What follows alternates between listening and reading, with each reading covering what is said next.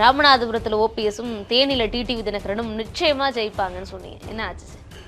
நீங்கள் வந்த உடனே நல்லா பெரிய இவன் மாதிரி அங்கே எல்லாம் ஜெயிப்பாங்கன்னு சொன்னால் எல்லாம் ஊற்றிக்கிச்சேன். என்னடா அப்படி சொல்ல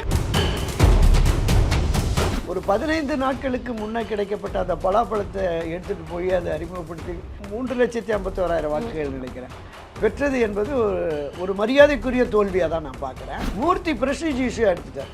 இந்த 2 தொகுதியில் தோத்துட்டா என்னை அமைச்சர்லேருந்து நீக்கிடுவாங்க, நான் துறவரம் போகிறது தான் அப்படிங்கிற மாதிரி கட்சி நிர்வாகிகிட்ட போயிட்டேன். கிளை செயலாளர்கள், ஒன்றிய செயலாளர்கள், நகர செயலாளர்கள், பேரூர் செயலாளர்கள், இதை தாண்டி பூத்து கமிட்டி வரைக்கும் தேவையான அளவுக்கு பாக்கெட் மணி கொடுத்துட்டாங்க. அவங்க களப்பணி ஆற்றி இன்னும் 2 ஆண்டு திராவிட முன்னேற்ற கழகம் ஆட்சி இருக்கிறது, நம்ம இப்போ காசை விட்டோம்னா நம்ம சம்பாதிச்சுக்கலாம் அப்படிங்கிற மனநிலையில் களப்பணி ஆற்றியிருக்காங்க. இவர்கள் குறிப்பிடுகிற அம்மா செல்வி ஜெயலலிதா காலமாக இருந்தாலும் சரி, மரியாதைக்குரிய அண்ணா திராவிட முன்னேற்ற கழகத்தின் நிறுவன தலைவர் புரட்சித் தலைவர் எம்ஜிஆர் காலமானாலும் சரி, அப்போ சரிவு வந்தது, தோல்வி வந்ததுன்னா அடுத்து வெற்றி அப்படின்னு வரும். இன்றைக்கு திரு எடப்பாடி பழனிசாமி அவர்கள் இந்த பொறுப்பேற்றதற்கு பிறகு தொடர் தோல்வி. அப்ப வெற்றி இனி 2026 சாத்தியமா? மிகப்பெரிய கேள்விக்குறி. இன்னைக்கு கேபி முனுசாமி அபிஷியலா பிரஸ் மீட்ல சொல்றாரு, இந்த மாதிரி ஒன்றிணைவோம் வாங்கன்னு கூப்பிடுறதுக்கான தகுதி கூட கிடையாது ஓபிஎஸ்க்கு. ஏன்னா ஜெயலலிதா அவர்களை விமர்சிச்சு அண்ணாமலை கூட போய் கூட்டணி வச்ச நீங்க எப்படி இப்போ ஒன்றிணைவோம் வாங்கன்னு கூப்பிடுறீங்க அப்படின்னு சொல்லி சசிகலாவையும் விமர்சிக்கிறாரு, ஓபிஎஸ்ஸையும் சரமாரியா சாடுறாரு. கட்சி ஒன்றுபட வேண்டும் என்பது அடிப்படை உறுப்பினர்கள் 90% பேருடைய எதிர்பார்ப்பாக இருக்கிறது. ஆட்சி அதிகாரத்திற்கு வந்து பதவி சுகத்தை அனுபவித்தவர்கள் சொல்லுவதை தொண்டர்கள் ஏற்க மாட்டாருங்கிறது தான் என்னுடைய உறுதியான கருத்து. எப்பவுமே ஜெயக்குமார் வந்து பேசுவார், இது மாதிரி எந்த ஒரு விஷயம் வந்தாலும் வந்து செய்தி ஊடகங்கள்ல வந்து பேச. இன்னைக்கு ஜெயக்குமார் அமைதியாவே மௌனம் காக்குறாரு. மகனுடைய தோல்வியா இல்லைன்னா அவருக்கும் உள்ளுக்குள்ள இது மாதிரி சேர்ந்துடலாங்கிற எண்ணம் இருக்கா? நிச்சயமாக அரசியல் யதார்த்தத்தை திரு ஜெயக்குமார் உணர்ந்து விட்டார் அப்படின்னு தான் பார்க்கிறேன். வணக்கம். இன்று நம் நிகழ்ச்சியில் நம்முடன் இணைந்திருப்பவர் பத்திரிகையாளர் துரைகருணா அவர்கள். சார்கிட்ட கேட்க நிறைய கேள்விகளும் சந்தேகங்களும் இருக்கு, பேசுவோம். வணக்கம் சார். வணக்கம் சிவதரி. ராமநாதபுரத்தில் ஓபிஎஸும் தேனியில் டிடிவி தினகரனும் நிச்சயமா ஜெயிப்பாங்கன்னு சொன்னீங்க, என்ன ஆச்சு சார்? நீங்கள் வந்த உடனே நல்லா பெரிய இவன் மாதிரி அங்கே எல்லாம் ஜெயிப்பாங்கன்னு சொன்னால் எல்லாம் ஊற்றிக்கிச்சேன். என்னடா அப்படி சொல்ல கணிப்பு வந்து எக்ஸிட் போல் மாதிரி உங்களோடதும் தவறிச்சோ அப்படி தொடங்குன்னு தான் உள்ளே வந்த உடனே நினைச்சேன். அதே கேள்வி தான், வேறு மாதிரி நல்ல மரியாதையாக வந்துருச்சு, ஒன்றும் பிரச்சனை இல்லை. அரசியலில் வெற்றி தோல்வி என்பது சகஜம். நான் ஒரு 4-5 நாட்கள் அந்த தொகுதியில் இருந்ததுனால அந்த மக்களினுடைய சாதாரண சாமானிய ஏழை மக்கள் அந்த மத்தியில் பேசுகிறது கிட்டத்தட்ட ராமநாதபுரத்தில் 4 சட்டமன்ற தொகுதிகளில் இருக்கிற குறைந்தபட்ச தொகுதிக்கு ஒரு 50-60 பேருன்னு ஒரு 200க்கும் மேற்பட்டவர்களை சந்தித்த போது கிட்டத்தட்ட ஒரு 100-120 பேர் பலாப்பழம் ஆதரவு அப்படிங்கிற மாதிரி இருக்காங்க. பொதுவாக அந்த மனநிலை அப்படி இருக்குது அப்படிங்கிறதுனால நிச்சயமாக வரும். இதை தாண்டி அவர் சார்ந்திருக்கிற அந்த முக்குளத்து சமுதாயமே ஒரு அடையாளமாக நான் சொன்னேன்ல, தேவர் சமுதாயத்தினோட ஒரு பிரதிநிதியாக பார்க்குறாங்க. எனவே அந்த வகையில் வெற்றி இருக்குது. அண்ணா திராவிட முன்னேற்ற கழகத்திற்கு இரட்டை இலையில் வாக்களித்தவர்கள் கூட ஒரு சில பெண்கள் கீழே ஒரு 50-60 வயது கடந்தவர்கள் இந்த முறை நாங்கள் பலாப்பழம் போட போகிறேன்னு சொன்னாங்க. ஸோ அதை வச்சு நிச்சயமாக வெற்றி இருக்கும். திரு நவாஸ்கனி அவர்களுக்கு திராவிட முன்னேற்ற கழகத்தில் திரு கண்ணப்பன் ஆதரவாளர்கள் 1-2 பேரை சந்தித்த போது அவங்க சொன்னாங்க, அது மாதிரி எங்கள் அமைச்சரையும் மதிக்கலை, இங்கே இருக்கிற கட்சிக்காரர்களையும் மதிக்கிற, மறுபடியும் இவருக்கு எப்படி ஓட்டு போடுவோங்கிற மாதிரி இருக்குது. அது அவர்களுடைய மனநிலை. அதை தாண்டி மற்ற வாக்காளர்களுடைய மனநிலை ஒட்டுமொத்தமாக கிட்டத்தட்ட ஒரு 10-12 லட்சம் வாக்காளர்கள் இருக்காங்க, ஒரு 8-9 லட்சம் பேர் ஓட்டு போட்டிருக்காங்க. அந்த 9 லட்சம் பேரினுடைய மனநிலை என்பது இன்னொன்று, கடந்த பல தேர்தல்களாக பார்க்குறோம், பணம் தான் வெற்றி தோல்வியை தீர்மானிக்குது. அந்த வகையிலையும் இந்த வெற்றி நவாஸ்கனிக்கு கிடைத்து விட்டது. ஆனாலும் கூட ஒரு பலகீனமான பாரதிய ஜனதா கட்சி அமமுகவுடைய துணையோடு ஒரு 15 நாட்களுக்கு முன்னே கிடைக்கப்பட்ட அந்த பலாப்பழத்தை எடுத்துகிட்டு போய் அதை அறிமுகப்படுத்தி ஒரு 3,51,000 வாக்குகள் நினைக்கிறேன் பெற்றது என்பது ஒரு மரியாதைக்குரிய தோல்வியாக தான் நான் பார்க்குறேன். அதே மாதிரி டிடிவி தினகரனும் அவருக்கு ஏற்கனவே தொகுதியில் எம்பியாக இருந்தவர், அவருக்கு லோக்கல் ஒரு மரியாதை இருக்குது, செல்வா இருக்குது. பல பகுதிகளில் அவர் செய்த நலத்திட்ட உதவிகளுமே அவருக்கு வெற்றியை தேடித்தரும். அதை மீறியும் அனுராதா தினகரனுடைய அந்த வாக்கு சேகரிப்பு முறையும் பெண்கள் மத்தியில் ஓரளவுக்கு இருக்குது அப்படின்னு சொன்னோம். திராவிட முன்னேற்ற கழகம் தொடக்கத்திலே நான் ஒவ்வொரு பதிவிலையும் சொல்லியிருக்கேன், அது ஆட்சி கட்சியாக இருக்கிறது. அவங்க தேர்தல் களத்துக்கு வந்தால் அந்த ரத கஜ துரக பதாதியோடு களம் இறங்குவாங்க. மிகப்பெரிய ஆட்சி அதிகார பலம், இதை தாண்டி கூட்டணி பலம் இருக்குது, அரித்மெட்டிக் தானே. அந்த கூட்டணி பலமே இப்போ இருக்கிற அந்த அரசியல் கட்சிகளுக்கு இருக்கிற கட்சி வாக்குகள் இருக்குல்ல, பொதுமக்கள் ஆதரவுங்கிறத தாண்டி கட்சி வாக்குகள் வர்றபோது இந்திய தேசிய காங்கிரஸ், பொது உடைமை கட்சிகள், மதிமுக, விசிக, ஐயுஎம்எல்னு கிறிஸ்தவ, முஸ்லீம் எல்லா அமைப்புகளினுடைய ஆதரவும் அங்கே இருக்கிறதுனால அவர்களால் வெற்றி சாத்தியப்பட்டது. இதையும் தாண்டி மூர்த்தி பிரஸ்டீஜ் இஷ்யூ எடுத்துட்டார். மதிப்பிற்குரிய மாண்புமிகு அமைச்சர் மூர்த்தி, நான் வந்து இந்த 2 தொகுதி மதுரையும் தேனியும் எனக்கு முக்கியம், பொறுப்பாளராக இருக்கேன், இந்த 2 தொகுதியில் தோத்துட்டா என்னை அமைச்சர்லேருந்து நீக்கிடுவாங்க, நான் துறவரம் போகிறது தான் அப்படிங்கிற மாதிரி கட்சி நிர்வாகிகள்கிட்ட போயிட்டார். வெளிப்படையாக நம்ம பேசுகிறோம்னா கிளை செயலாளர்கள், ஒன்றிய செயலாளர்கள், நகர செயலாளர்கள், பேரூர் செயலாளர்கள், இதை தாண்டி பூத்து கமிட்டி வரைக்கும் தேவையான அளவுக்கு பாக்கெட் மணி கொடுத்துட்டார். அவங்க களப்பணி ஆற்றி இன்னும் 2 ஆண்டு திராவிட முன்னேற்ற கழகம் ஆட்சி இருக்கிறது, நம்ம இப்போ காசை விட்டோம்னா நம்ம சம்பாதிச்சுக்கலாம் அப்படிங்கிற மனநிலையில் களப்பணி ஆற்றியிருக்காங்க. எனவே 40க்கு 40 என்பது திராவிட முன்னேற்ற கழகம் கிடைத்த ஒரு மகத்தான வெற்றி, அதில் எந்த மாற்று கருத்தும் இல்லை. எதிரணி வாக்குகள் நம்ம கடந்த பதிவில் பேசின மாதிரி திராவிட முன்னேற்ற கழக ஆதரவு வாக்குகள் அப்படியே போயிடுது. எதிர் வாக்குகள் இப்போ இந்த ஆட்சியின் மீது இருக்கிற அதிருப்தி இருக்குல்ல, அந்த அதிருப்திக்காக வாக்களிக்கிறது ஒரு சேர ஒரு பக்கமே வந்திருந்தது. நான் நேரடி போட்டினா பெரிய அளவில் 10-15 தொகுதி உங்களால் வெற்றி பெற்றுக்க முடியும். நீங்கள் இந்த சதவீத கணக்கு எடுத்து பார்த்தாலே நமக்கு தெரியும் அதிமுக பெற்ற வாக்குகள், பாஜக பெற்ற வாக்குகள். அப்போ எதிர் வாக்குகள் சிதறியதால் அவங்களுக்கு இன்னும் சாதகமாகி போயிடுச்சு. அதனால் அவங்க வெற்றி ஆயிடுச்சு. நாம் எதிர்பார்த்த வகையில், குறிப்பாக நாம் சொல்லக்கூடாது, நான் எதிர்பார்த்த வகையில் ராமநாதபுரம் தொகுதி, தேனி தொகுதி ஓரளவுக்கு வரும். இதை தாண்டி நம்ம கடந்த மாதம் பேசுகிற போது சொன்னான், ஒரு 10 தொகுதியில் ஒரு பின்னடைவு இருக்குது, திமுக வந்து இதில் ஒரு சரிவை சந்திக்கும், தோல்வி வருமோ அப்படிங்கிற அச்சம் இருக்குன்னு சொல்லி மாநில உளவுத்துறையும் தனியார் பெண் ஃபவுண்டேஷனாக நம்ம இவர் சபரீஷன் நடத்துகிறாரு. நாங்கள் ஸோ அந்த அமைப்பு எடுத்த சர்வேயில் இந்த 10 தொகுதிகள் வந்து இருக்குது அப்படின்னு சொல்லிட்டு அவங்க ஒரு லிஸ்ட்டு கொடுக்குறாங்க. அந்த லிஸ்ட்டு என்னென்னா, இப்போ நம்ம கடந்த முறை குறிப்பிட்டது மாதிரியே கோவை, நீலகிரி, திருநெல்வேலி, ராம்நாடு, தேனி அந்த மாதிரியான தொகுதிகள் எல்லாம், கன்னியாகுமரி உட்பட ஒரு 10 தொகுதிகளை கொடுக்குறாங்க. இந்த 10 தொகுதியினுடைய பொறுப்பு அமைச்சர்களையும் பொறுப்பாளர்களையும் அந்த தொகுதியினுடைய தொகுதி மண்டல பொறுப்பாளர்களையும் அழைத்து மிக கடுமையான எச்சரிக்கையை விடுத்திருக்கிறார். நம்ம அதிமுக திராவிட முன்னேற்ற கழக வேட்பாளர்கள் வெற்றியை விடவும் தோழமை கட்சியினுடைய வெற்றியும் முக்கியம். அதனால் நீங்கள் எல்லோருமே ஒரு தொகுதியில் தோல்வியுற்றாலும் அந்த தொகுதிக்கு பொறுப்பான அமைச்சர்கள் மீது கடுமையான நடவடிக்கை எடுப்பேன் அப்படின்னு, அதையும் தாண்டி கட்சியிலிருந்தே வெளியேற்றிடுவேன் உங்களை அப்படிங்கிற மாதிரி ஒரு கடுமையான எச்சரிக்கை விட்டார். அப்போ இது வந்து மிக தீவிரமாக அவர்கள் களமாட வேண்டிய ஒரு இதுவாக வந்துருச்சு. அதனால் முழுமையாக இறங்கி நம்ம தொகுதி இல்லை, பக்கத்து தொகுதி, அடுத்த தொகுதி கூட நம்ம மாவட்டத்தில் இருக்கிற ஒரு தொகுதியை கூட விடக்கூடாதுன்னு சொல்லி அமைச்சர்கள் இரவு பகல் பாராமல் தீவிரமாக களப்பணியாற்றி இந்த வெற்றியை ஈட்டி இருக்கிறார்கள். ஆனாலும் எப்படினாலும் வெற்றி தான். ஓபிஎஸ் 5 ஓபிஎஸ்ல ஒரு ஓபிஎஸ் சரியான முறையில் அடையாளம் காணப்பட்டதே பெரிய வெற்றி. அதுதான் சொல்ல வந்தேன். ஒரு ஓ பன்னீர்செல்வம்னு 5 பேரை களமிறக்கி அந்த 5 பேருக்கு இவர் கேட்ட சின்னங்களே, வாளி, திராட்சை, அந்த மாதிரி இவர் கேட்ட சின்னங்களையே அவங்களுக்கும் கொடுத்து அவர்களும் வந்து பேலட் பேப்பரில் இருந்து, ஆனால் அது ஒரு பெரிய பாதிப்பை ஏற்படுத்தலை. 500-600 ஓட்டுலேருந்து 1000-2000 ஓட்டு வரைக்கும் தான் வாங்கியிருக்காங்க. அப்போ இருதரப்பு திமுக அணியினுடைய தாக்குதல், இந்த பக்கம் அதிமுக அணியிலிருந்து வந்த தாக்குதல், இந்த தாக்குதலெல்லாம் கடந்து ஒரு மரியாதைக்குரிய வாக்குகளை பற்றி 2ஆம் இடம் பெற்றிருக்கிறார் அப்படிங்கிறது கூடுதல் ஒரு ஆறுதலான விஷயமா இருக்கும். ஏன்னா அதிமுகவினுடைய நிலைமை ஒரு பரிதாபகரமான நிலைமையில் இருக்குது. கிட்டத்தட்ட 12 தொகுதிகளில் 3ஆவது இடத்துக்கு போயிருக்கு. ஒரு 6-7 தொகுதி 7 தொகுதியில் டெபாசிட் பறி கொடுத்துருக்குறாங்க. 2 தொகுதிகளில் நாம் தமிழருக்கு அடுத்த இடம், நோட்டாவுக்கு அடுத்த இடமெல்லாம் போயிருக்கு. அண்ணா திராவிட முன்னேற்ற கழகம் வரலாற்றிலேயே இல்லாத அளவுக்கு ஒரு மிகப்பெரிய சரிவை, பின்னடைவை இந்த தேர்தல் பாடம் புகட்டி இருக்கு அப்படிங்கிறத நம்ம பார்க்கணும். ஏன்னா இவங்க சொல்கிறாங்க 80ல் தலைவர் நாடாளுமன்றத்தில் தோத்தார், 96ல் அம்மாவே தோத்தாங்க, அதெல்லாம் வெற்றி தோல்வி சகஜம்தான், பெண்ணாடத்தில் அம்மா இருக்கிற போதே நமக்கு பெரும் தோல்வி கிடைச்சது இடைத்தேர்தலில் அப்படிங்கிற மாதிரி சால்ஜாப்புக்கெல்லாம் சொல்லிட்டு வர்றாங்க. ஆனால் இவர்கள் குறிப்பிடுகிற அம்மா செல்வி ஜெயலலிதா காலமாக இருந்தாலும் சரி, மரியாதைக்குரிய அண்ணா திராவிட முன்னேற்ற கழகத்துறை நிறுவனத் தலைவர் புரட்சித் தலைவர் எம்ஜிஆர் காலமானாலும் சரி, அப்போ சரிவு வந்தது, தோல்வி வந்ததுன்னா அடுத்த வெற்றி அப்படின்னு வரும்.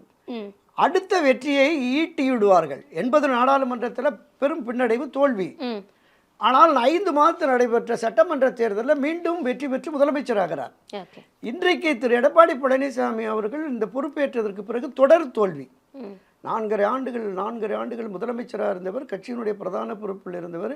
நான் தான் அதிமுக, நான் இவருக்கு இணையாக, புரட்சித் தலைவர் எம்ஜிஆர், செல்வி ஜெயலலிதாவுக்கு இணையாக இந்த கட்சியை வெற்றி பாதையில் அழைத்து செல்வேன் என்று உறுதி பூண்டு அவர் சங்கல்பம் எடுத்து களத்திற்கு வந்த அவர் தொடர் தோல்விகளை சந்திக்கிறார்.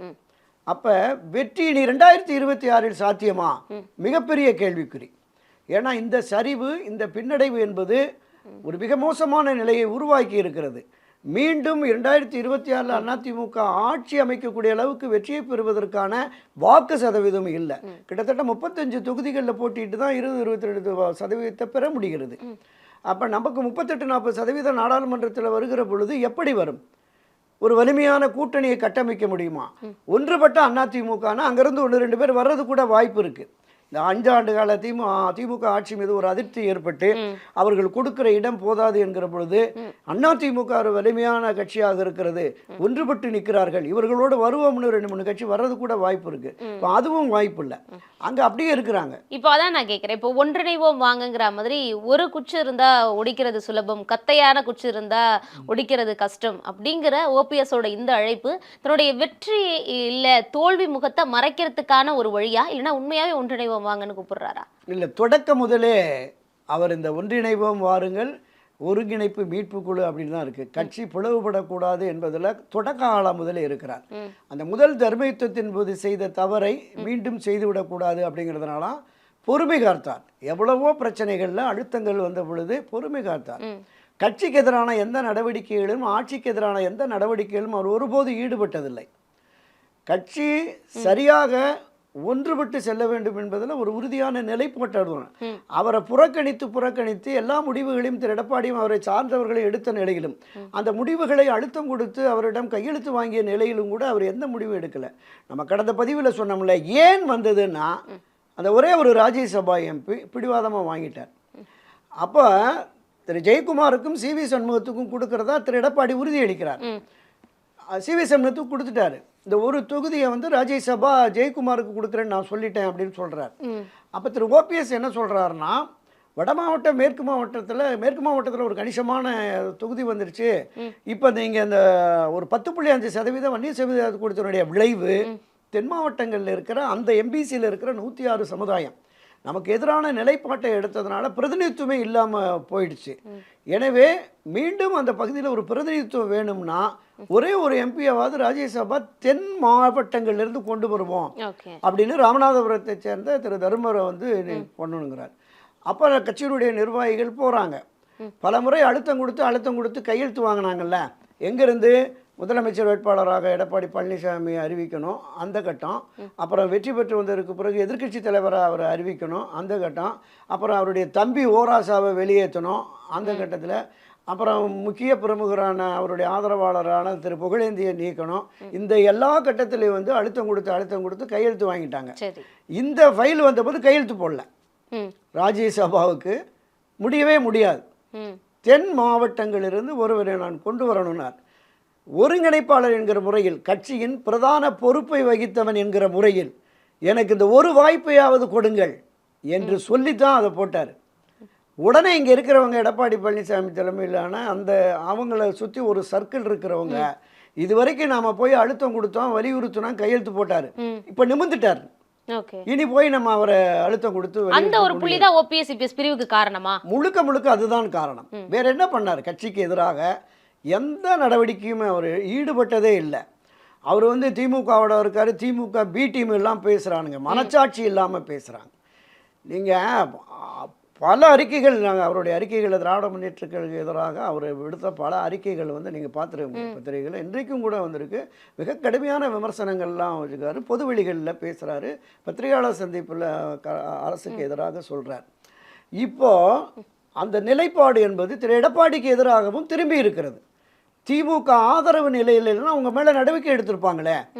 கொடநாடு கொள்ளை வழக்கில் 1 மாதத்தில் உண்மை குற்றவாளியை கண்டுபிடித்து தண்டனை தருவோம் சொன்னார். 3 வருஷம் ஆகி போச்சு, ஏன் அவங்க மேலே நடவடிக்கை எடுக்கலை? கிட்டத்தட்ட 96 பக்கம் ஆளுநர்கிட்ட கொண்டு போய் எடப்பாடி உட்பட 12 அமைச்சர்கள் மீது ஆதாரபூர்வமான குற்றச்சாட்டு இருக்கிறது. இந்த குற்றச்சாட்டை ஆளுநர் நடவடிக்கை எடுக்காவிட்டால் திராவிட முன்னேற்ற கழகம் ஆட்சி அமைந்த உடனே மாவட்டத்து ஒரு நீதிமன்றம், தனி நீதிமன்றம் போடுவோன்னாரு யாரு? திரு ஸ்டாலின். இந்த தவறு செய்த அமைச்சர்கள் அப்போ சொன்னார் கலெக்ஷன் கரப்ஷன் கமிஷன், இதுதான் இந்த ஆட்சி நடந்தது. எனவே இவர்கள் அனைவரையும் சிறையில் தள்ளி அவர்கள் சம்பாதித்த சொத்துக்களை அரசு கஜானாவுக்கு கொண்டு வருவேன்னார். 3 வருஷம் ஆச்சு. எதிர்க்கட்சியாக இருக்கிற போதே உங்கள்கிட்ட ஆதாரம் இருக்குன்னு சொன்னீங்க. இப்போ அந்த ஆதாரம் எங்கே போச்சுன்னு கேட்குறாங்க. அப்போ எடப்பாடி அப்போ உங்களுக்குள்ள அண்டர்ஸ்டாண்டிங் வந்துருச்சுங்கிறத அதிமுகவினுடைய அடிமட்ட தொண்டனும் திராவிட முன்னேற்ற கழகத்தில் பேசுகிறாங்க. ஏன் நடவடிக்கை எடுக்கலை அப்படின்னு. அப்போ திரு ஓபிஎஸ் மீது ஒரு தனிநபர் மீது நீங்கள் திமுக ஆதரவு நிலை, நீ திமுக பி டீம்னு சொல்லிட்டு உன்னை நீ காப்பாற்றிக் கொள்வதற்காக போயிட்ட அப்படிங்கிற விமர்சனம் இப்போ பொதுவெளியில் வந்துருச்சு. அப்போ எடப்பாடி தான் திமுகவோட பி டீம்னு சொல்றீங்க அப்படிங்கிற மாதிரியான ஒரு கருத்தாக்கம் பொதுவெளியில் வந்துருச்சு. நான் குற்றம் சாடல. ஓகே. ஓபிஎஸ் அவர்களுக்கு வந்து இவ்வளவு நாளாவது பாஜகன்னு ஒருத்தவங்க சப்போர்ட்டுக்காவது இருந்தாங்க. இப்போ ஒன்றிணைவோம் வாங்கன்னு இருந்த பாஜகவும் விட்டுட்டாரோ? இல்லை இல்லை, அதிமுக ஒரு வலிமையான இயக்கமாக வந்தால் தான் தமிழ்நாட்டில் அரசியல் நடத்த முடியும். மறைந்த புரட்சித் தலைவர் எம்ஜிஆர் செல்லில் ஜெயலலிதா அவருடைய எண்ணங்களை, லட்சியங்களை, கொள்கைகளை நம்ம கொண்டு போய் சேர்க்க முடியும், மக்களுக்கான ஒரு நல்லாட்சியை அமைக்க முடியும் என்கிற அந்த கருத்தாக்கம் என்பது திரு ஓபிஎஸ் அவர்களுக்கு இருக்கிறது. அந்த அடிப்படையில் அவருக்கு தொடக்க முதலே அதான் சொன்னார், எதையும் விட்டு கொடுக்க நான் தயார், கட்சியை ஒன்றிணைத்து நம்ம செயல்படுவோம் அப்படிங்கிற மாதிரி அதே மனப்பாங்கில் தான் இருந்தார். பல சந்தர்ப்பங்களில் ஏன் நீங்கள் இந்த மாதிரி ஒவ்வொரு விஷயத்திலையும் விட்டு கொடுத்து போகிறீங்க அப்படின்னு கேட்டபோது அவர் சொன்ன வார்த்தை அதுதான், மறுபடியும் என்னால் ஒரு பிரிவு வந்துடக்கூடாது, என்னால் ஒரு பிரச்சனை உருவாகிடக்கூடாதுன்னா எல்லாமே பண்ணுறேன் அப்படின்னாரு. நான் இந்த தர்மருக்கு நான் வந்து ஒரு இடம் வேணும்னு கேட்டதுனால 2வது தர்ம யுத்தத்துக்கு என்னை தள்ளி விட்டாங்க அவங்க தான், நான் எந்த தப்பும் பண்ணலைங்கிறதான் அவர். எனவே தவறு செய்யாத நான் கட்சியை ஒன்றிணைப்பதற்கான அந்த முன்முயற்சியை எடுக்கிறேன் அப்படிங்கிற மாதிரி தான் இப்போ முன் வந்திருக்கிறாரு. இது கட்சியில் பரவலாக வரவேற்பை பெறும் தான் நான் நம்புகிறேன். அப்போ ஒன்றிணைவோம் வாங்க அப்படிங்கிற எண்ண ஓட்டம் ஓபிஎஸ்க்கு முன்னாடிலேருந்தே இருக்குன்னா எதுக்காக ரெட்டையில எதிர்த்து நிற்கணும் ராமநாதபுரத்தில்? இல்லை இல்லை, நீங்கள் அரசியல் களத்தில் தன்னுடைய இழப்பு என்பது தொடர்ந்து பின்னடைவு, கோர்ட்டில், எலெக்ஷன் கமிஷனில், இதை தாண்டி கட்சி ரீதியாக ஒரு பெரிய பின்னடைவு, ஒரு மிகப்பெரிய அரசியல் கட்சியினுடைய தலைமை பொறுப்பில் இருந்தவர் அந்த கட்சியினுடைய கரைவேட்டியை கூட கட்ட முடியாத ஒரு சூழலை உருவாக்கி விட்ட பொழுது தன்னுடைய சுயத்தை நிரூபிக்க வேண்டிய ஒரு கட்டாயம் இருக்கிறது. அந்த வகையில் தான் நீ இதுலேயுமே புறக்கணித்து ஒன்று போனார்னா அவரை நம்பி வந்திருக்காங்கல்ல. இப்போ இந்த ஒருங்கிணைப்பு குழுன்னு வந்ததுக்கு பிறகு நிர்வாகிகள் போட்டிருக்கார், 82 மாவட்ட செயலாளர்கள், கிட்டத்தட்ட ஒரு 40-42 தலைமை கழக நிர்வாகிகள், நகரம், ஒன்றியம்னு சொல்லிட்டு ஏறத்தாழ ஒரு 16 லட்சம் பேர் என்னமோ நிர்வாகிகள் நியமிச்சிருக்காங்க கீழே கிளைக்கழகத்தில் இருந்து. அப்போ அவர்களை வழிநடத்துவதற்கு ஒரு தலைமை வேண்டும் அப்படிங்கிற அந்த நிலைப்பாட்டின் அடிப்படையில் தான் அதில் உறுதியாக இருந்தார். வாய்ப்பு கிடைக்கிற பொழுது அந்த வாய்ப்பை பயன்படுத்தி தன்னை நிலைநிறுத்திக் கொள்ள வேண்டும் தமிழக அரசியலில் என்கிற நிலைப்பாட்டின் அடிப்படையில் தான் அந்த முடிவை அவர் எடுத்தார். அது ஒன்றும் தவறான முடிவு இல்லை. ஏற்கனவே பாரதிய ஜனதா கட்சியோடு அண்ணா திராவிட முன்னேற்ற கழகம் கூட்டணி அமைத்தது. பிரிந்து நின்று அவர் தனியாக வருகின்ற தர்மயுத்தம் நடத்தி வந்த நிலையில் மீண்டும் அவரை அதிமுகவில் இணைப்பதற்கான ஒரு மத்தியஸ்தம் செஞ்சது அவரே சொன்னார், வெளியில் பாஜக தான். எனவே அந்த பாஜக ஆதரவு நிலைப்பாடு என்பது அவருக்கு தொடக்க முதலே இருந்தது. அதனுடைய நீட்சியாகத்தான் இவர்கள் போனாலும் கூட நான் உங்கள் பக்கம் நிற்கிறேன் அப்படிங்கிற மாதிரி சொன்னார். இப்போ கட்சி முக்கியம். இப்போ எல்லாருமே உணர்றாங்க இந்த தொடர் சரிவு, தொடர் பின்னடைவு என்பது கட்சி பிளவுபட்டு இருக்கதால் தான். எனவே ஒன்றிணைந்தால் ஒரு வலிமையான இயக்கமாக அண்ணா திராவிட முன்னேற்ற கழகம் வருகிற பொழுது தமிழகத்தின் ஆகப்பெரிய அரசியல் கட்சியாக வரும். அப்போ இந்த பாஜகவோ காங்கிரஸோ யாரோ வந்து நம்ம அடுத்த தேர்தல்களில் அலைன்ஸ் பேசலாம் அப்படிங்கிற மாதிரியான அந்த நோக்கத்தின் அடிப்படையில் தான் இன்னும் ஒன்றிணைவோம் வாருங்கள் அப்படின்னு ஒரு இந்த ஒன்றிணைவோம் வாருங்கள் அப்படிங்கிற இந்த மந்திரத்தை கூட ஓபிஎஸ் ஏன் தானா முன்னெடுக்காம சசிகலாவுக்கு அவங்களுக்கு பின்னாடி போற மாதிரி இருக்கு. அவர் முதலே முன்னெடுத்திருக்கலாம்ல இதை? இல்லை இல்லை, அவர் தொடக்க முதலே இந்த ஒன்றிணைவோம் வாங்குங்கிறது முடிந்த அளவுக்கு போராடி பார்த்து அது மிகப்பெரிய அளவில் அங்கேருந்து எதிர்ப்பு கணைகள் வருகிற பொழுது தான் உரிமை மீட்பு குழுன்னு வந்தார். இந்த ஒருங்கிணைவோம் அப்படிங்கிற போது திரு எடப்பாடியினுடைய பிடிவாதத்தால் இப்படி ஒரு நிலை போகிறதுனால உரிமை மீட்பு குழு கட்சியை நாம் மீட்கணும் அப்படிங்கிற அந்த கருத்தாக்கம் இருந்தது. தேர்தல் முடிந்த உடனே, தேர்தல் ரிசல்ட் வந்த உடனே அவர் கட்சியினுடைய மூத்த நிர்வாகிகளோடு கலந்து பேசி இந்த அறிக்கையை விட்டுருக்குறாங்க. ஒரு நாள் முன்னதாக திருமதி வி.கே. சசிகலா அவர்கள் அறிக்கை விடுத்துட்டாங்க. அவங்களுக்கு எனக்கு உரிமை இருக்கு. ஆமாம், எனக்கும் உரிமை இருக்கு அப்படி. இப்போ இவங்க இருவருமே இன்னும் சந்திக்கல. நீங்கள் பார்த்துருப்பீங்க, பல கட்டங்களாக ஒவ்வொரு முறையும் மதுரை விமான நிலையத்திலையும் சென்னை விமான நிலையத்திலையும் பத்திரிகையாளர் சந்திக்கிற போதெல்லாம் எப்போ சந்திப்போம், அவங்க கூப்பிட்டா சந்திப்போம் அப்படின்னாரு. அதனால் அவங்க கூப்பிடலை.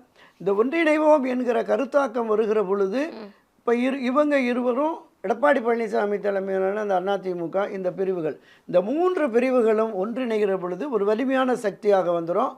பின்னாடி இதோட அமமுக வந்து நான் தனி கட்சி நடத்திக்கிட்டு இருக்கேன், நீங்கள் ஒன்று சேர்ந்து வாருங்கள், அப்புறம் நான் வந்து உங்களோட ஒரு உடன்பாடு மாதிரி வச்சு உங்களோட பயணிக்கிறேன், எனக்கு இதிலிருந்து மாறுபட்ட கருத்து இல்லை, ஆனால் நான் தனி இயக்கம் கண்டு போயிட்டதுனால இதே நிலைப்பாட்டில் போறேன் அப்படிங்கிறாரு. அப்ப சசிகலா கூட ஓபிஎஸ் கூப்பிட மாட்டாங்களா? இது ஏன்னா நான் கூப்பிட்டா போவேன்னு பன்னீர்செல்வம் தயாரா இருக்கும்போது சசிகலா கூட ஓபிஎஸ் கூப்பிட தயாரா இல்லையோ? இல்லை, அதாவது அரசியலில் சில நிலைப்பாடுகள் இருக்கிறது.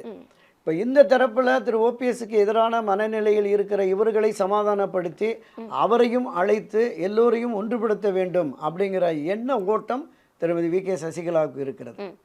அப்போ இவரை மட்டுமே முன்னதாக அழைத்து பேசிட்டாங்க அப்படின்னு சொன்னால் இந்த தரப்பில் இருக்கிறவங்களுக்கு ஒரு யோசனை வரும். அவருடைய ஆதரவு நிலைப்பாட்டில் சமுதாய ரீதியில் போகிறாங்களோ அவங்க அப்படிங்கிற மாதிரி வந்துடும். அதனால் ஒன்றிணைப்பு என்பது எல்லோரும் அமர்ந்து, நான் வந்து பல பதிவுகளில் சொல்லியிருக்கிறேன், அண்ணா திராவிட முன்னேற்ற கழகத்தில் இந்த கட்சியை 52 ஆண்டுகளுக்கு முன்பு 1972 தொடங்கிய போது அன்றைக்கு கிராம அமைப்பாளராக, கிளை அமைப்பாளர்களாக பயணித்த பல பேர், திரு எடப்பாடிக்கு முன்னதாக கட்சிக்கு வந்தவர்கள். திரு எடப்பாடி பள்ளிக்கூடத்தில் காலேஜில் படிக்கிற போதே அவங்க அரசியலுக்கு வந்த ஆட்கள்லாம் அங்கே இருக்கிறாங்க. திரு செம்மலை, செங்கோட்டையன், இந்த பக்கம் பொள்ளாச்சி ஜெயராமன், தம்பிதுரை போன்றவர்கள். இந்த தென் மாவட்டங்களில் எடுத்துக்கிட்டிங்கன்னா நிறையா கரசாம் பாண்டியன், செல்லராஜு போன்றவர்கள், உசிலம்பட்டி தவசி போன்றவர்கள் பலரும் இருக்காங்க. இந்த பக்கம் மத்திய மண்டலத்தில் ஓஎஸ் மணியன் போன்றவர்கள் நிறைய பேர் அந்த இருக்கிறாங்க. அப்போ புரட்சி தலைவர் எம்ஜிஆர் காலத்தில் அரசியலுக்கு வந்து அவர்கள் இருந்த அந்த மூத்த முன்னோடிகள், அடுத்து இவங்க பாலிடிக்ஸுக்கு வந்த 80க்கு பின்னாடி, 84 89க்கு பின்னாடி அரசியலுக்கு வந்து செல்வி ஜெயலலிதாவோடு பயணித்த பல முன்னோடிகள் இருக்கிறாங்க. இந்த 2 தரப்பினருமே உட்கார்ந்து பேசி ஒரு குழுவை அமைத்து கட்சி ஒன்றுபட்டால்தான் திராவிட முன்னேற்ற கழகத்தை தேர்தல் களத்தில் வீழ்த்த முடியும் அப்படிங்கிற அந்த ஒரே மைய புள்ளியை வைத்து கட்சியை ஒன்றிணைக்க வேண்டும், ஒன்றிணைப்பார்கள் அப்படிங்கிறதான் திரு ஓபிஎஸ் சசிகலாவுடையது. திரு எடப்பாடி பழனிசாமி தலைமையில் இருக்கிற 1-2 நிர்வாகிகள் அதற்கு வாய்ப்பில்லை என்று பொதுவெளியில் தெரிவித்தாலும் அடுத்தடுத்த நிலையில் இருக்கிறவர்கள் வந்து இல்லை, இது ஒரு மோசமான விளைவை ஏற்படுத்திடும் அப்படின்னு அவங்க கருத்தை மறுதளிக்கிறவர்கள் இருக்காங்க. மறுதளிப்பவர்கள் வெளிப்படையாக தெரிவிக்கல, ஆனால் 1-2 பேர் தெரிவிக்கிறாங்க, நிச்சயமா அதெல்லாம் முடியாது அப்படிங்கிற மாதிரி சொல்றாங்க. ஏன்னா நம்ம வெளிப்படையா பேசுறது தானே ஏத்துக்க முடியும். இப்போ ஓபிஎஸ் அவர்கள் வாங்க திரும்ப ஒன்றடைவோன்னு இவ்வளோ இறங்கி வராரு, திரும்பவும் இவ்வளோ பிரிவுகளுக்கு அப்புறமும் வந்து கூப்பிடும்போது இன்னைக்கு கேபி முனுசாமி அஃபீஷியலா பிரஸ் மீட்ல சொல்றாரு, இந்த மாதிரி ஒன்றடைவோம் வாங்கன்னு கூப்பிடுறதுக்கான தகுதி கூட கிடையாது ஓபிஎஸ்க்கு. ஏன்னா ஜெயலலிதா அவர்களை விமர்சிச்சு அண்ணாமலை கூட போய் கூட்டணி வச்ச நீங்க எப்படி இப்போ ஒன்றடைவோம் வாங்கன்னு கூப்பிடுறீங்க அப்படின்னு சொல்லி சசிகலாவையும் விமர்சிக்கிறாரு, ஓபிஎஸ்ஸையும் சரமாரியா சாடுறாரு. அதாவது கட்சி ஒன்றிணைய வேண்டும் என்பது கட்சியினுடைய அடிப்படை உறுப்பினர்களிலிருந்து பெரும்பாலான நிர்வாகிகள், ஏறத்தாழ ஒரு 80-90% ஆட்சி அதிகாரத்தில் இருந்து அந்த பதவி சுகத்தை அனுபவித்தவர்கள், ஒரு சிலர் இந்த எதிர்ப்பை தெரிவிக்கலாம். ஆனால் வெறும் இரட்டை இலைக்கு மட்டுமே வாக்களித்து விட்டு அரசியல் ரீதியாக எந்த ஆதாயமும் பெறாத கோடிக்கு மேற்பட்டவர்கள் அண்ணா திராவிட முன்னேற்ற கழகத்தில் இருக்கிறாங்க. புரட்சி தலைவர் எம்ஜிஆர் காலத்தில் அடிபட்டு உதைப்பட்டு அன்றைக்கு அமைப்பாளராக இருந்தவன் போட்டுக்கு சட்டை கூட இல்லாமல் மேல் துண்டை போத்திக்கிட்டு அலைகிறான். 70 வயசு 80 வயசு ஆட்கள். அவனுடைய எண்ணமும் உணர்வும் புரட்சி தலைவர் எம்ஜிஆர் தொடங்கிய அந்த அதிமுக தொடர்ந்து வெற்றி பாதையில் பயணிக்க வேண்டும் அப்படின்னு சொல்லி அவங்க இன்னுமே இருக்கிறாங்க. மரியாதைக்குரிய செங்கோட்டையன் அவர்கள் மாவட்டத்தில் ரோதியாக போய் ஏதோ ஒரு திருமண அழைப்புதல், பெயருடைய திருமண அழைப்பு போகிற போது நான் சொல்லியிருந்தேன், பல பேர் அதை வலியுறுத்துகிறாங்க அப்படின்னு. எனவே கட்சி ஒன்றுபட வேண்டும் என்பது அடிப்படை உறுப்பினர்கள் 90% பேருடைய எதிர்பார்ப்பாக இருக்கிறது. அதை வந்து மேல்மட்டத்தில் நான் குறிப்பிட்டது மாதிரி ஆட்சி அதிகாரத்திற்கு வந்து பதவி சுகத்தை அனுபவித்தவர்கள் சொல்லுவதை தொண்டர்கள் ஏற்க மாட்டாருங்கிறது தான் என்னுடைய உறுதியான கருத்து. ஆனா மேல் மட்டத்துல இருக்கவங்க கிட்ட தானே பெருவாரியான தொண்டர்கள் இருக்காங்க. 2 கோடி பேர் இப்ப இருக்காங்கன்னு சொல்றாங்க. நீங்களுமே சொல்றீங்க ஒரு சில நிர்வாகிகள் வந்து இதை ஒத்துக்கிறாங்கன்னு. உள்ளுக்குள்ளேயுமே வந்து வெளியில சொல்ல முடியாம ஒரு சில ஒன்றிணைங்கிற எண்ண ஓட்டத்துல இருக்காங்களா அதிமுகல? புழுக்கம் இருக்கிறது, அதுதான் சொல்றேன். குழப்பமும் கலக்கமான நிலை. கட்சி ஒன்றுபடலைன்னா தொடர் தோல்வி வரும். எனவே இது இப்போ கிட்டத்தட்ட 9-10 தேர்தல்களை எதிர்கொண்டு தோல்வி அடைந்து 2026 வெற்றி பெற்று ஆட்சிக்கு வருவோம் என்பதற்கான எந்த சாத்தியக்கூறும் இல்லை. நீங்கள் இவ்வளோ பெரிய 7 முறை ஆட்சி கட்சியாக இருந்தது, 30 ஆண்டுகளுக்கு மேலே இந்த மண்ணை ஆண்ட கட்சி, ஒரு மிகப்பெரிய தொண்டர் பலம் கட்சி 7 இடத்துல டெபாசிட்டை பறி கொடுக்குது, 12 இடத்துல 3வது இடம், ஒரு 6-7 இடத்துல 4வது இடம், நோட்டாவுக்கு கீழே ஓட்டு வாங்கியிருக்கான் அதிமுக ரெட்டலை அப்படின்னு சொன்னா எப்படிப்பா தொண்டன் ஏத்துக்குவான்? எப்பவுமே ஜெயக்குமார் வந்து பேசுவார், இது மாதிரி எந்த ஒரு விஷயம் வந்தாலும் வந்து செய்தி ஊடகங்கள்ல வந்து பேசுவார். இன்னைக்கு ஜெயக்குமார் அமைதியாவே மௌனம் காக்குறாரு. மகனுடைய தோல்வியா இல்லைன்னா அவருக்கும் உள்ளுக்குள்ள இது மாதிரி சேர்ந்துடலாங்கிற எண்ணம் இருக்கா? நிச்சயமாக அரசியல் யதார்த்தத்தை திரு ஜெயக்குமார் உணர்ந்து விட்டார் அப்படின்னு தான் பார்க்குறேன். இந்த யதார்த்தத்தை உணர்ந்தாலும் ஒரு சுயநலத்தின் வெளிப்பாடாக 1-2 பேர் நீங்கள் குறிப்பிட்டவர்கள் வந்து இதற்கு முட்டுக்கட்டை போடுகிறார்களோ அப்படின்னு பார்க்குறேன். தலைநகர் சென்னையில் 3 தொகுதிகளிலும் 3வது இடத்துக்கு அதிமுக போயிருக்குப்பா. அப்போ இதை யோசிக்கிறார். இந்த நிலை நீடித்தால் நிச்சயமாக நம்ம 2026 ஜெயிக்கவே முடியாது அப்படின்னு. அப்போ ஒன்றுபட வேண்டும் என்கிற உணர்வு அவர் உட்பட பலர் மனதிலும் இருக்கிறது. இது யார் பூனைக்கு மணி கட்டுவது, யார் போய் குரல் எழுப்புறது அப்படி. இப்போ பல பகுதிகளில் சுவரொட்டிகள் ஒட்டியிருக்காங்களாம், சிந்திப்போம், செயல்படுவோம், சின்னமா தலைமை ஏற்போம் அப்படிங்கிற மாதிரி. ஒரு சிலர் ஓபிஎஸ்க்கு ஆதரவாகவும் இந்த அறிக்கைக்கு பிறகு அண்ணன் எத்தனை தோல்விகள் வந்தாலும் அவர் வந்து கட்சியை ஒன்றுபடுத்திடுவார் அப்படிங்கிற மாதிரி போயிட்டு இருக்காங்க. அதனால் நான் குறிப்பிட்டது மாதிரி அண்ணா திராவிட முன்னேற்ற கழகம் தொடர்ந்து வெற்றி பெற்று ஆட்சி அதிகாரத்திலே அமர வேண்டும் என்கிற எண்ணமும் உணர்வும் உள்ள அடிமட்ட தொண்டர்கள், கீழே இருக்கிற நிர்வாகிகள், நகரம், ஒன்றியம், பேரூர் எல்லாவற்றுமே இருக்கிறது. இப்போ அந்த நிலைப்பாட்டுக்கு எதிரான செயலில் ஈடுபட்டால் மீண்டும் நாம் வந்து மறுபடியும் அங்கேருந்து ஒரு 4 பேர் பிரிஞ்சிருவானுங்க. அப்போ இந்த 4 பிரிவு 5வதாகவும் ஒரு பிரிவு அப்படின்னு போச்சுன்னு சொன்னால் கட்சி சிதறண்டு போகும். அப்போ கூடிய சீக்கிரம் சேர்ந்துருவாங்கிறத நம்பலாமா? விரைவில் ஒரு வார காலத்துக்குள்ளே நிச்சயமாக அதற்கான முன்முடிவுகளை எடுத்து இந்த வாரத்துக்குள்ளே ஏதாவது நல்ல தகவல் வரும்னு நான் நம்புகிறேன். நிச்சயமா. சரி, ஒரு நேரம் கேள்விகளுக்கு மிக நேர்த்தியான தெளிவான பதில்களை கொடுத்ததுக்கு நன்றி. நன்றி.